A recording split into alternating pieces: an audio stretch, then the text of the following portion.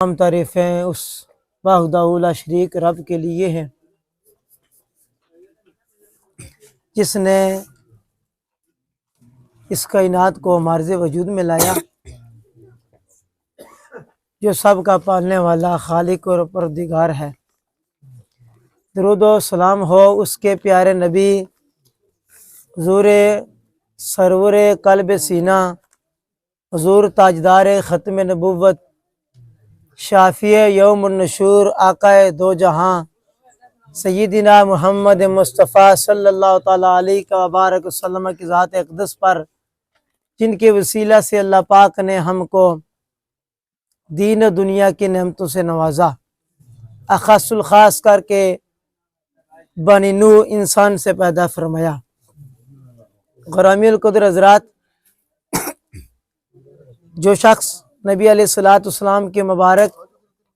ہستی، مبارک ذات کا نام نامیس میں گرامی سیدنا محمد مصطفیٰ صلی اللہ تعالیٰ علیہ وبارک وسلم سن کر حضور کی ذات پر درود بھیجتا ہے، کریم آقا علیہ السلام نے فرمایا رب العزت اس پر رحمتوں برکتوں کا نزول فرماتا ہے، اس کے گناہوں کو معاف فرماتا ہے۔ آپ حضرات کی میں 2 منٹ کے لیے توجہ چاہتا ہوں۔ یارو، محبوب کریم علیہ السلام کی ذات پر درود و سلام پڑھنے کے بے شمار فوائد ہیں۔ میرے برادران اسلام، یاد رکھیے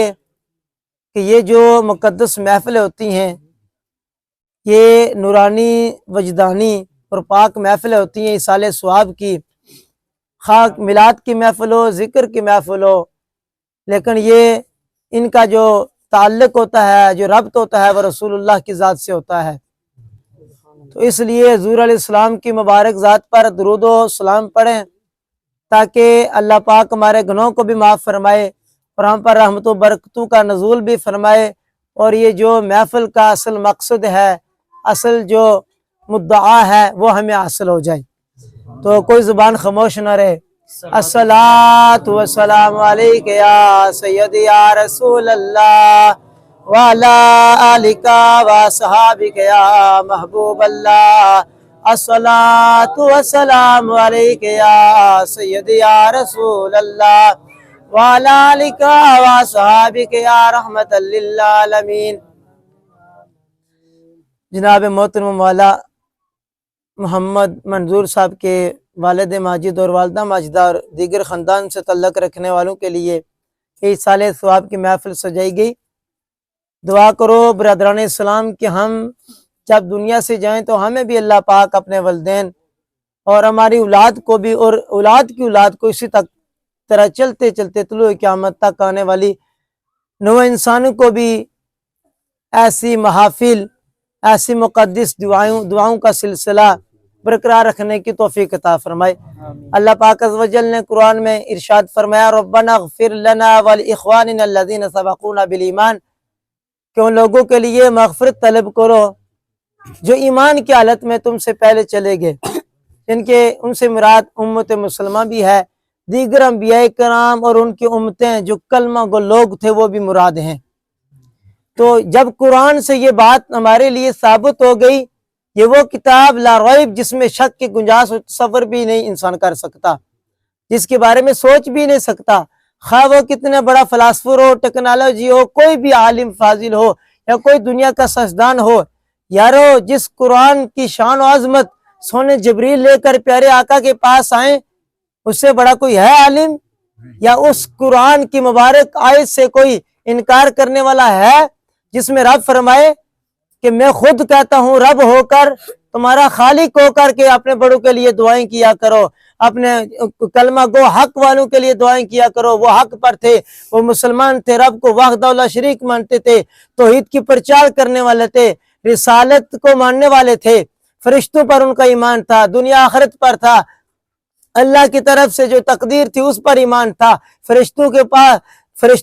سیدنا جبریل علیہ السلام نے جو کتابیں لائی ان کتابوں تورات زبور انجیل قرآن پر ایمان تھا، جو اس سے پہلے انبیاء کرام کے پاس صحیفے آئے ان پر ایمان تھا۔ تو پھر بات ختم ہو گئی جب قرآن نے کہہ دیا کہ اپنے ان ایمان والوں کے لیے دعا مانگو، یہ دعا ان تک پہنچتی ہے، انہیں راحت و قلبی سکون بھی دیتی ہے۔ اور یہ دعا جس طرح ہمارے لیے خوشی دنیا میں ہوتی ہے جب ہمیں اللہ تعالیٰ کوئی نعمت رحمت دیتا ہے،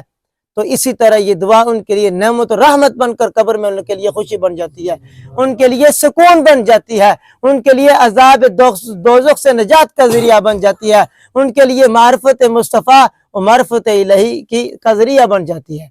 تو آخری بات، کریم آقا علیہ الصلوۃ والسلام نے ارشاد فرمایا کہ جو میت ہے دنیا سے چلا جاتا ہے، جب وہ قبر میں لوگ تم دفن کر کے واپس آتے ہو گھروں میں، تو اس کے لیے یہی صالح ثواب ہوتا ہے، یہی صدقہ ہے، یہی سب سے بڑا جو ہے نا صدقہ خیرات ہے، یہی نذرانے، یہی تحفے طائف ہیں جو تم نے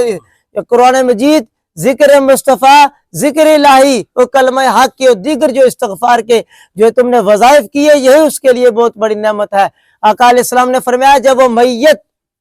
قبر میں جاتا ہے تو وہ اس طرح ہوتا ہے جس طرح کوئی آدمی کسی ندی یا کسی سمندر دریا یا کسی جو ہے نا غار میں ڈوبتا ہوا نظر آتا ہے اور چیخ و پکار کرتا ہے کوئی میری مدد کرنے والا ہے، کوئی مجھے سہارا دینے والا۔ اس طرح جو میرے اور آپ کے آب و اجداد چلے گئے یا اس سے پیچھے جو کلمہ گو لوگ تھے مسلمان، وہ چلے گئے، وہ اس طرح قبروں میں ہمیں یاد کرتے ہیں، آؤ ہمارے لیے استغفار پڑھو، آؤ ہماری قبروں پر دعائے فاتحہ پڑھو، آؤ ہمارے قبروں کے دیدار کرو، زیارتیں کرو، کل تم میں یہ اس آخری آرام گاہ میں آ کے سونا ہوگا۔ یہ کریم آقا علیہ السلام نے فرمایا ڈوبنے والے شخص کی طرح ہوتا ہے میت، تو ڈوبنے والے کو تنکے کا سہارا ہوتا ہے۔ تو ہم جو یہ محفلیں سجاتے ہیں، جو ذکر اذکار کرتے ہیں، یہ سب اس کے لیے ایک سہارا ہے، سکون ہے، اس کے لیے بخشش کا ذریعہ بن جاتے ہیں، وہ ڈوبنے سے بچ جاتا ہے۔ مراد یہ کہ جہنم اگر وہ جہنمی ہوا اپنے گناہوں کی وجہ سے تو اللہ تعالیٰ ہو سکتا ہے اس کلام کی برکت کی وجہ سے، اس کے فضائل کی وجہ سے اس پر جہنم کی تپتی ہوئی آگ، دوزخ کی آگ آرام فرما دے، اسے جنت کا مستحق بنا دے۔ ہو سکتا ہے اس کے لیے فیصلہ ہو چکا ہو، جب ہماری دعائیں اس تک پہنچے تو رب فرما دے بس کرو، اس کی دعا کرنے والے اتنے بیٹھے ہوئے ہیں، یہ شہادت دے رہے ہیں کہ یہ کلمہ گو تھا، حضور کا یہ غلام تھا اور اللہ کی توحید پر کامل یقین رکھنے والا تھا۔ جب یہ دعائیں اس تک پہنچتی ہیں تو یہی کلام اس کے لیے نور بن جاتا ہے، اور جب اگر اس کو فیصلہ بھی ہو جائے تو رب فرماتا ہے کہ یہ کلام اس تک قبر میں پہنچتا ہے، رسول اللہ فرماتے ہیں تو وہ عذاب سے بچ جاتا ہے، یہی کلام شفاعت کر کے اسے جنت میں لے جاتا ہے۔ ٹائم کم ہونے کی وجہ سے میں نے کچھ کم گفتگو کیا، لیکن قرآن اور جو ہے یارو قرآن اگر اتنی فضیلت والا نے ایک حرف پڑھو نا 1 حرف 10 نیکیاں ملتی ہیں۔ تو حضور نے فرمایا میرے امتیوں کو دنیا میں بھی فتنے آزمائش گھیریں گے، ان کے گناہ معاف ہو جائیں گے، ان کے گناہوں کی وجہ سے ان پر جو مصائب آئیں گے، آج دیکھو نا بارش نہیں ہو رہی ہے اور کتنے مسائل ہیں، ٹائم کی کمی کے باعث میں ذکر نہیں کر سکتا۔ اور دوسرے نمبر پر حضور نے فرمایا جب کوئی آدمی قبر میں آتا ہے تو گناہوں کی وجہ سے قبر میں بھی اسے سزا ملتی ہے۔ سونے لچپان نبی نے فرمایا بقیہ امتوں کو اللہ روز قیامت سزا دے گا، میری امت کو دنیا میں بیماری کی حالت میں اور قبر میں عذاب کی حالت میں سزا دے کر آخرت میں انہیں جنت عطا فرما دے گا۔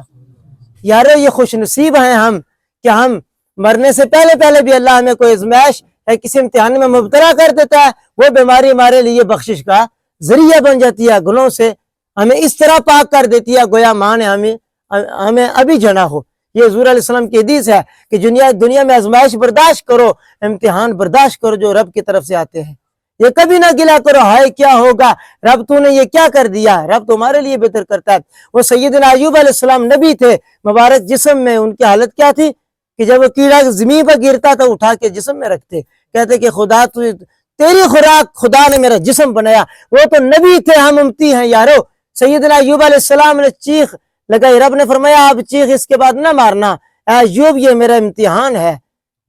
اس کے بعد میں تمہیں شفا دے کر تیری حکومت بھی لاؤں گا، تمہیں مال و زر بھی دوں گا۔ لیکن ایوب علیہ السلام کو رب نے فرمایا اگر مجھے گیلا کیا نا کہ یا رب تو نے مجھے اتنی سخت بیماری میں مبتلا کیوں کیا، تو میں تمہیں نبیوں کے صف سے خارج کر دوں گا، میں تمہیں نبیوں کے صف سے باہر نکال دوں گا۔ سیدنا عیسیٰ علیہ السلام کے ساتھ کیا کچھ نہ ہوا، انہیں زندہ آسمان پہ اٹھایا گیا۔ سیدنا یونس علیہ السلام کو مچھلی کی پیٹ کے اندر رکھا گیا۔ ہمارے آقا علیہ السلام کے مبارک دندان شہید نہیں ہوئے غزوہ احد میں، آپ علیہ السلام کے مبارک نالین سرخ ہو گئے یہ دین کی حق کی تبلیغ کرتے ہوئے۔ تو ہمارے پاس اگر بیماری آ جائے، کوئی مسئلہ آ جائے تو یا رب یہ کیا کر دیا، ایسے الفاظ کے نہ سخت معنی ہیں۔ شکر رب اس کا ادا کرو کہ رب نے فرمایا سونے محبوب آپ کی امت کے لیے دنیا میں نے آزمائش اور فتنے رکھے ہوئے ہیں، انہیں جگڑوں گا، انہیں ان میں مبتلا کر دوں گا غموں میں، اگر انہوں نے صبر کیا تو ان کے لیے جنت ہے۔ اور قبر میں بھی اللہ تعالیٰ فرماتا ہے اپنے سن نبی کو، آقا علیہ السلام کی حدیث ہے کہ جو قبر میں سزا ہوگی نا، سزا جزا وہ ختم ہو جائے گی روز قیامت، اللہ تعالیٰ دنیا اور قبر کی سزا کی وجہ سے معاف کر کے میری امت کو روز قیامت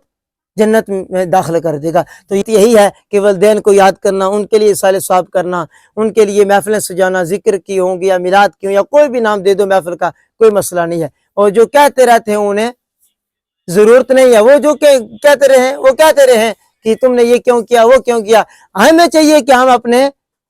اللہ اور اس کے رسول کے جو بتائے ہوئے فرمین ہیں ان پر عمل کرتے رہیں، ان کو مشن کو چلاتے رہیں۔ اللہ پاک کی بارگاہ میں دعا ہے جناب جی کے والدین کو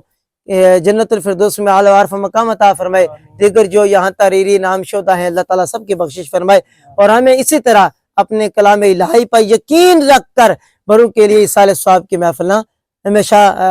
سجانے کی توفیق عطا فرمائے۔ اللہ پاک ہم سب کا خاتمہ ایمان پر فرمائے، جو مجھ سے غلطی ہوئی اللہ معاف فرمائے، ہم سب کا اللہ آمین و ناصر۔ واخر دعوانا الحمدللہ رب العالمین۔